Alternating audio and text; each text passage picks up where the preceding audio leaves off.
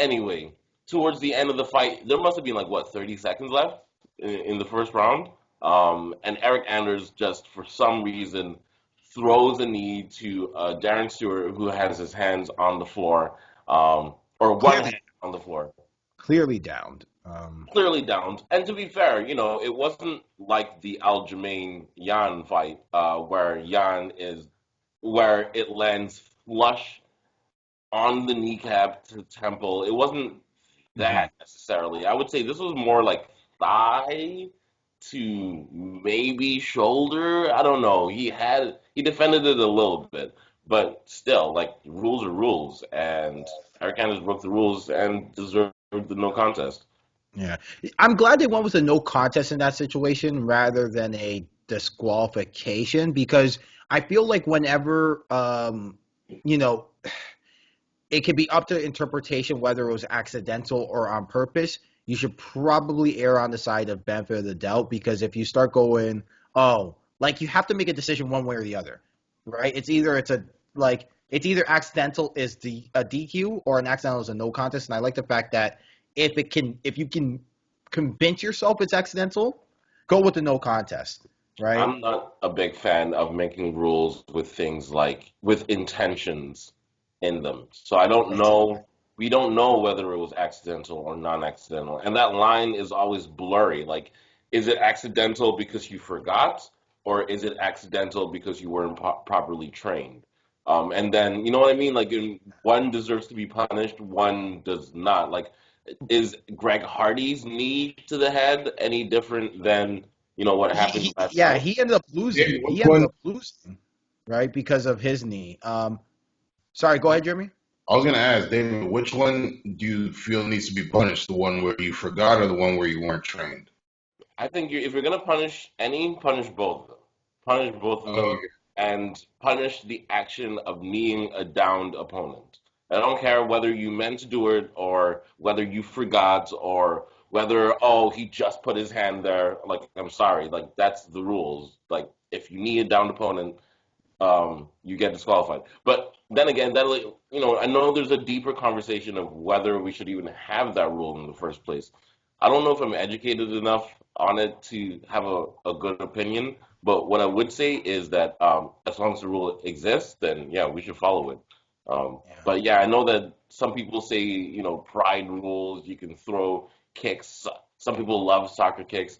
I don't know if a knee to a downed opponent is any more like devastating than a flying knee, for example, or a head kick, or a hammer fist, or an elbow. It's just an extra tool. Like I think it's just one of those ways where, let's say you're a striker and you don't want to get into somebody's guard and play the jujitsu game, right? Rather than forcing yourself to get into turtle, or be on top on turtle, or play in somebody's guard, right? Or kind of do those leg kicks, from the outside. Why not just aim for an axe kick to the head or a soccer kick, right? When they're downed already. I I know Vanderlei Silva loved the soccer kick after knocking somebody down, right? He would knock somebody down. He'd run just to like turtle position and soccer kick their head, right? And it allowed him to avoid grappling exchanges. So then when he got to the UFC, there was actually an instance I remember. He was fighting. I can't remember who he was fighting exactly, but he got them to the ground and he was about to soccer kick and then like kind of like remembered like caught himself and then went back to regular fighting. Um, in terms of the rule, I just think what happened is they when again the John McCarthy meeting. We always talk, I think we've talked about before in this on this podcast the infamous John McCarthy big John McCarthy meeting where they sit down, they talk about the rules, um, and one of the rules they actually kind of conceded on without a fight was the downed opponent rule because they knew aesthetically it doesn't look good if you're trying to attract new fans in Western culture, specifically North America. Kicking somebody when they're down has always kind of been a thing that we frown upon, even in like outside on the street fights. We kind of frown upon it. While I understand that, you can technically kick fighters while they're down. You just can't volley them in the face. Yeah, it's not in You the can kick like face. to the body. You can knee to the ass like a lot of fighters do now once they have you in that like I said, Turtle. that turtle position. When a fighter falls, for example, and they have their back on the ground, their legs in the air, try to invite a fighter onto guard. We see fighters all the time go for the volley to the side of the leg or something like that. So Can I say something? sure. First of all, I didn't appreciate how you said sure. Like, no, I'm just Like, kidding. we'll give Jeremy. All right, get your chicken out. Yeah, like that. Like, no, I'm just kidding. Um, I actually have a.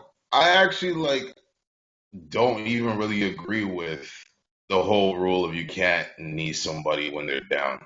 To be honest, like when I first started watching Maybe. mixed martial arts, I'm like, it just seems so like you're already in a basically fight, like basically a fight like that's vicious already. Like, what is so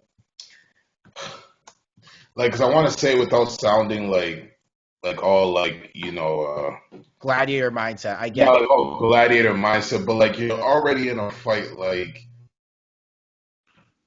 even like I I just feel like Aljamain Sterling like it wouldn't have like he would just have to it would just be one more thing that he would have to defend against if it was a rule. Like I don't feel like it would change the sport that much. Like it would make it that much less dangerous You'd be or that surprised how much much more it. dangerous if it was not a rule. Do you see what I'm saying?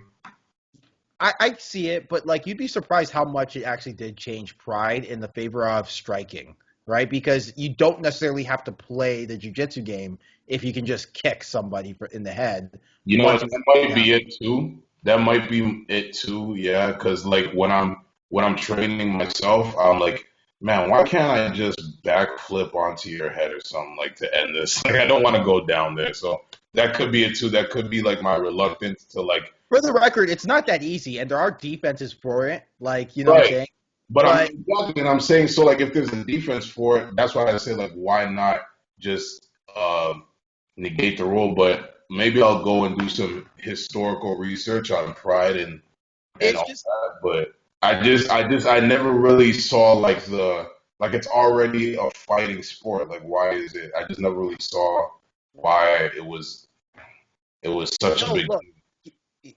Again, it's just a cultural thing. I think in our culture, as opposed to like Japan, where Pride originated from, our culture just frowns upon kicking somebody in the head while you're down.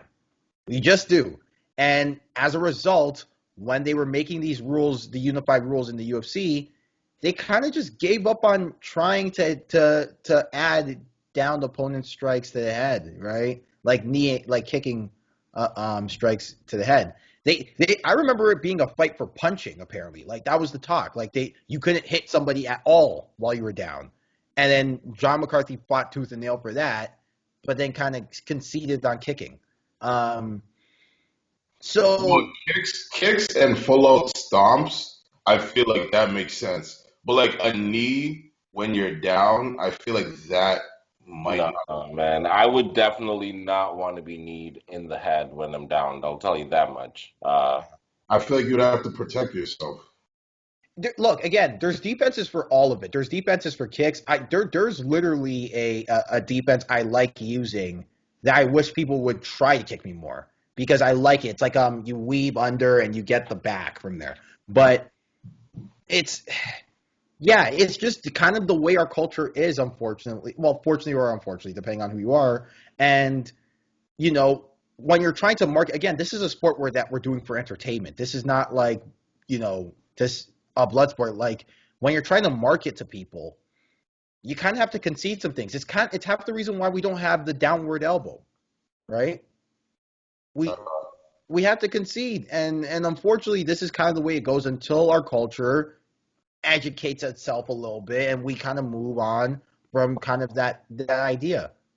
No, yeah, and I feel for you guys because when I was listening to that fighter meeting at War of Gods, I'm like, or maybe it was another one.